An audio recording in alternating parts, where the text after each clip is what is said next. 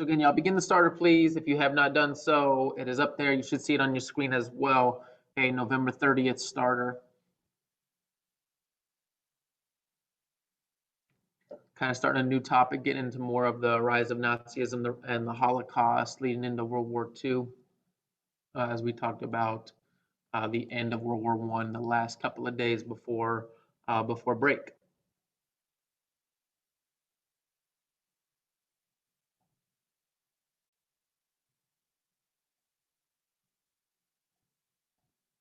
Get a little music going too, give you a couple minutes.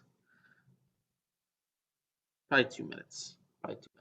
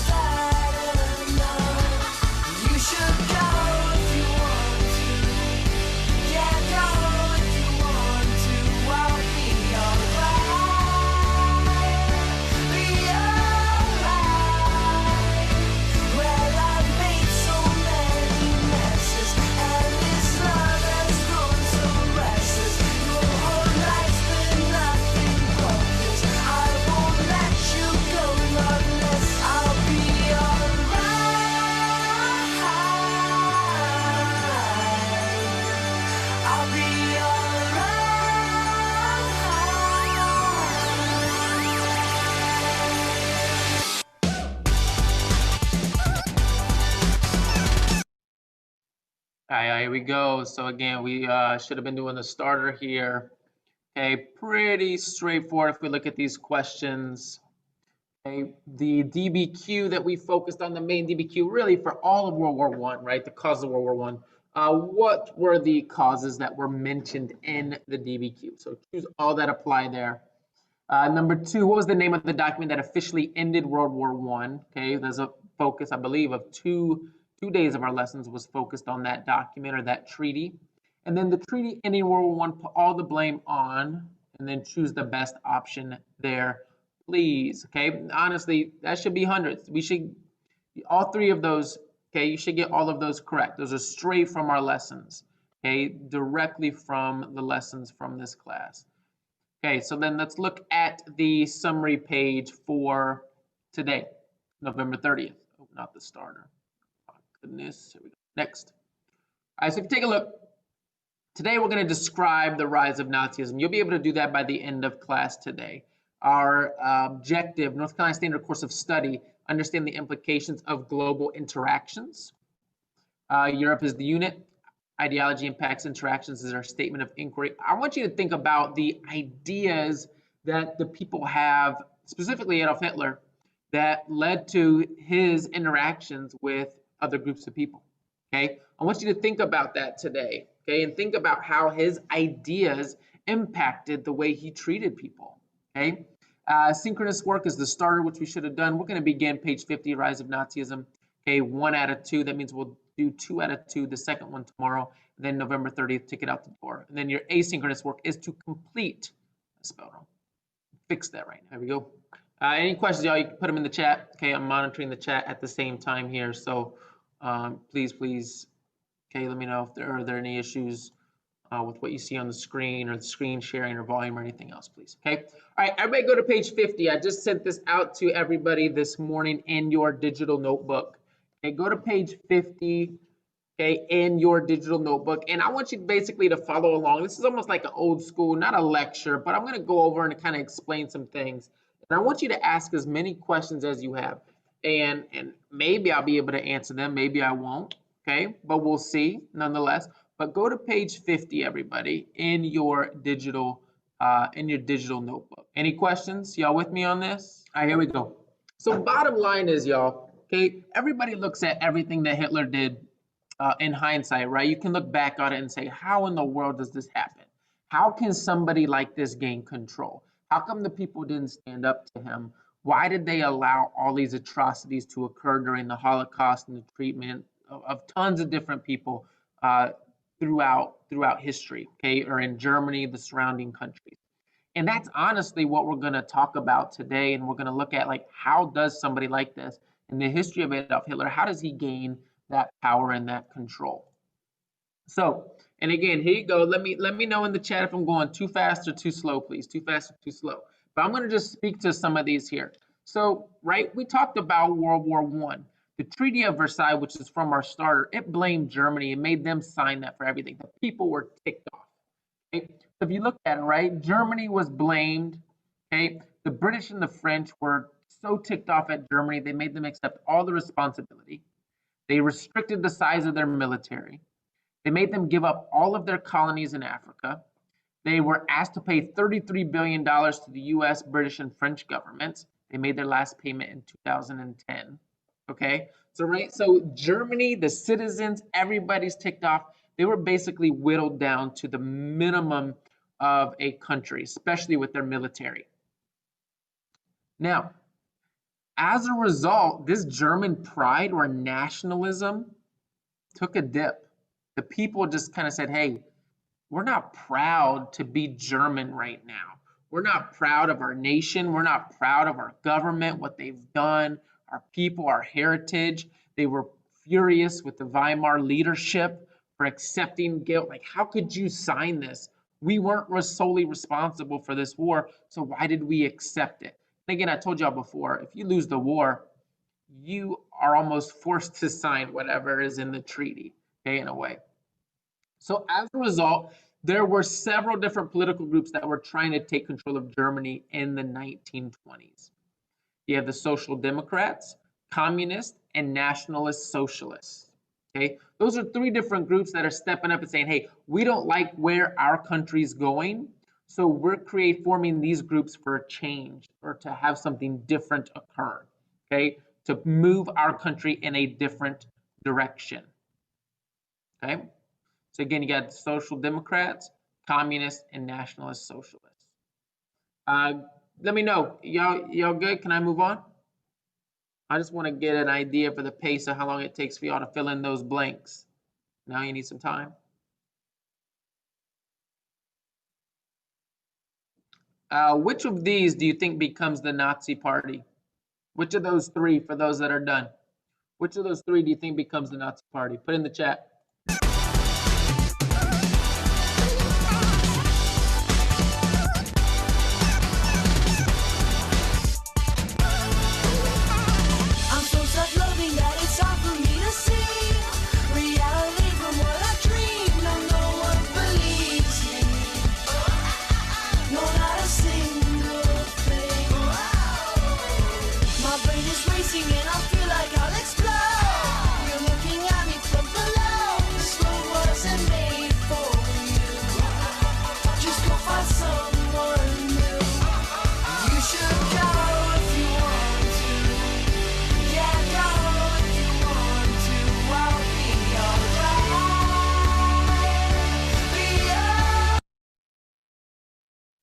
All right, I need to move on.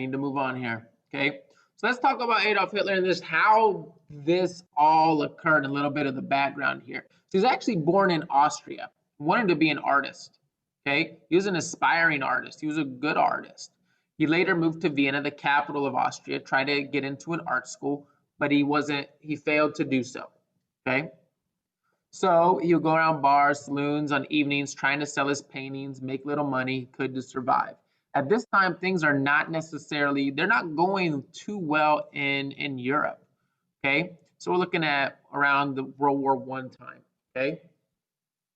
So as a result, he tries to join the army for Austria-Hungary, or the Austro-Hungarian army. He was rejected. He was like too small, too skinny, too weak. Okay? They didn't think he would really be a good soldier in the army. So he turned to Germany, who was more willing to accept almost anybody at this point. Okay? So he actually ended up joining the army for Germany during World War I. So he was in World War I. And his role, if you look at his role here, he was a dispatch runner during the war, which was a dangerous job because this person would have to run around no man's land. Okay? No man's land was that area between the two armies, between the two sides. That was called no man's land because you didn't want to go there because you would often die. Okay? So you got two trenches on the sides, and then you basically have like this stage in between where if somebody went up on that stage, they would be easy targets for the opposing side. So this area of no man's land was honestly what Hitler was doing a lot of the time as a dispatch runner. Okay? So, at one point, though, he was also wounded by a gas attack that ended up taking him away from the front lines, okay, because of his injuries, because of being harmed in the war at that time. Okay? Give y'all, I'm trying to, again, manage the pace here because I want to try and get through all this today. Let me know in the chat if you are done with this slide on your notes. But let me know when you're done. Go ahead and just say done when you're ready to move on. Okay, I'm gonna play a little bit more music and then let me know when you're ready to move on.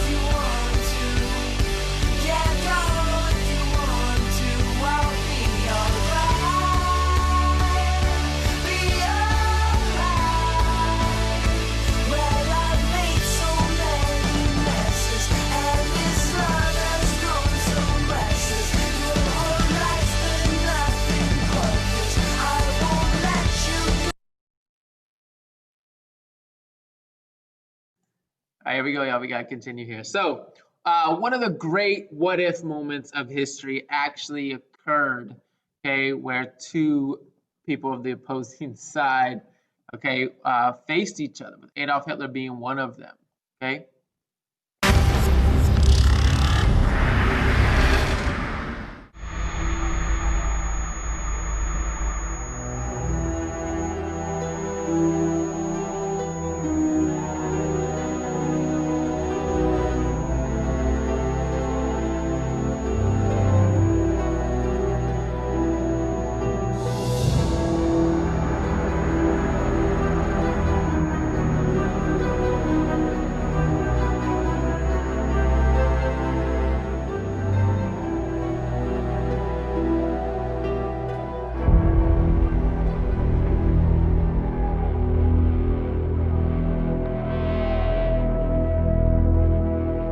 The Germans are retreating.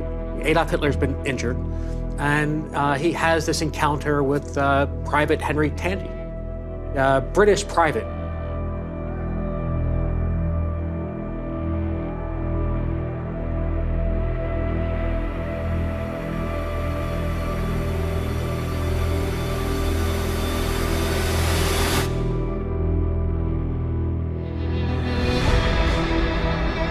Tandy has Adolf Hitler in his sights. And even though he's a trained soldier, he can't bring himself to pull the trigger. If Tandy had pulled the trigger, Adolf Hitler would have died on the battlefields in World War I, and the whole course of human history would have been changed. It's one of the great what-ifs in history.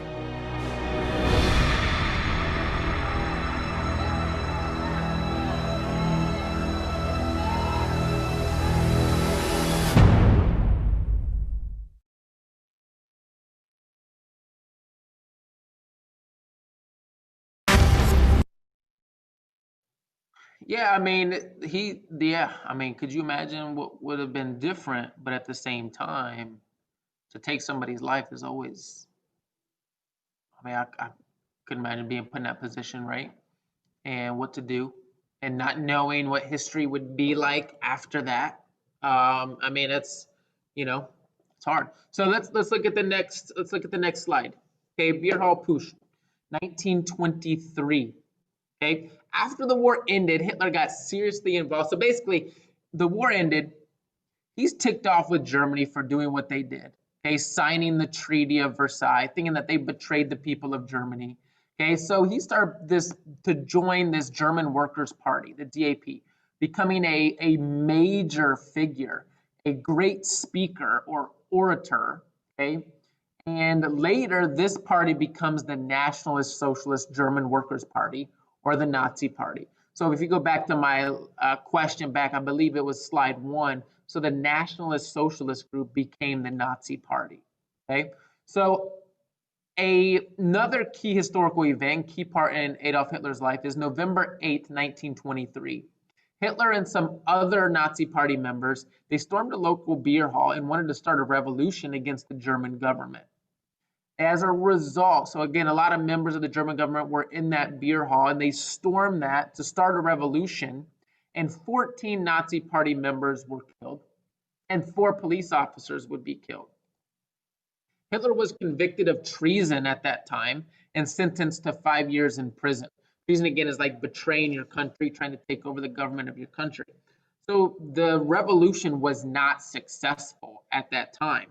Okay, and again, we're in the year 1923. So Hitler would actually only serve one of those years. Okay,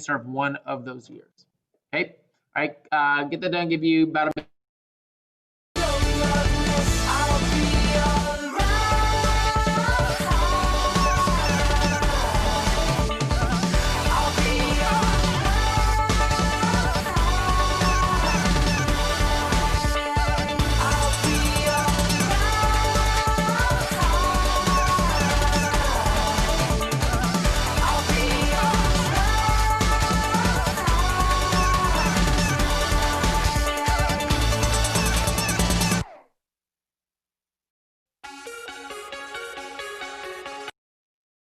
All right, let's continue here.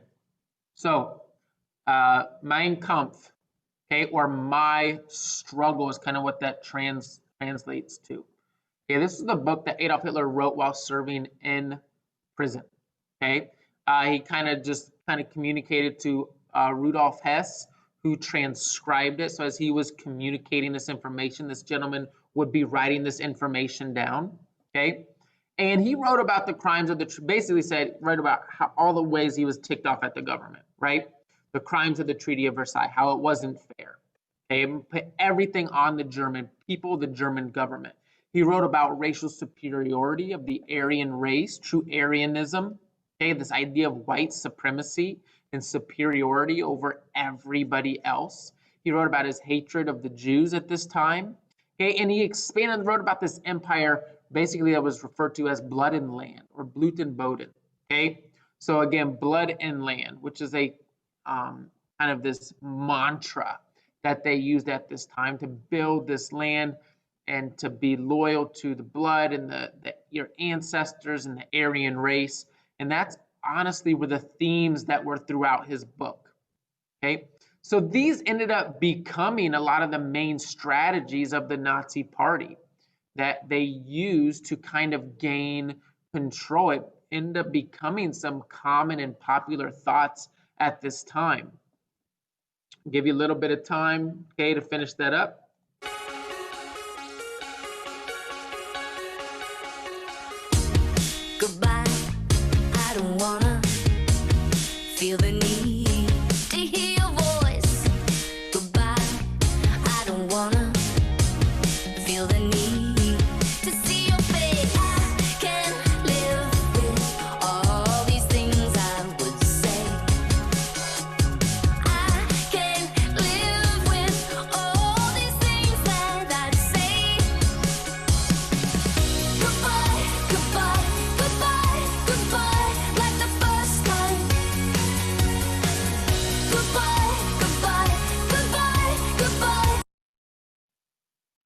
want to make sure we get through this, y'all, okay? So take a look. Great Depression.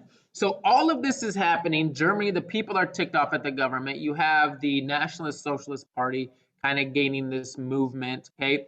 And then the stock market crashes, where basically everybody's money in a way like disappeared. People had all their money invested in businesses and companies, and the stock market just crashes, which basically means all that money disappears. Millions of Germans lose their jobs. Several banks go bankrupt. Hyperinflation caused the German currency to have no value. So again, inflation is when the money that you have, the value of it goes way down. Okay, so you look at the kids here playing with stacks of money because the money doesn't mean anything. It doesn't have any value at all, that they're using it for a game, to build a pyramid, to build a tower, okay? Because the money is worthless. So again, hyperinflation is this extreme inflation where the value of money just has gone down so much. So basically a gallon of milk would be thousands of dollars, okay? Because the money doesn't hold any value, okay? So that's what's happening at this time. 1929, the Great Depression. I'll give you a little bit of time. Like the first time, you never really knew me, never ever saw me like they did. You never really loved me, never really loved me like they did.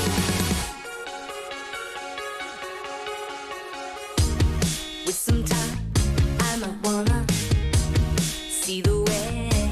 So, any questions, y'all? Any questions? I'll put them in the chat. In general, any questions in general? So, yeah. So everybody, go to the Take It Out the Door, please. Take it out the door. And again, questions, y'all. Put them in the chat. All right. So, take it out the door, please.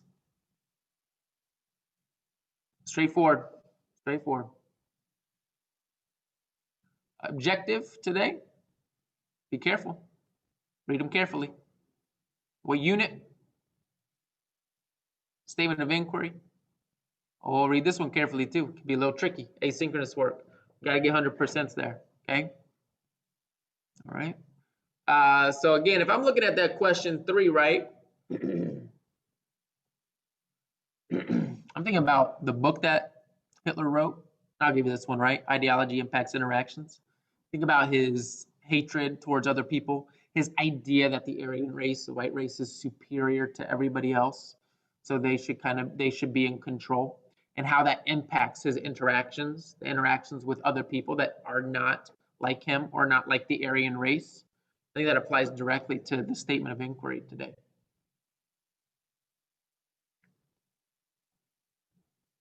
Think about that. So go ahead and finish that. Take it out the door, please.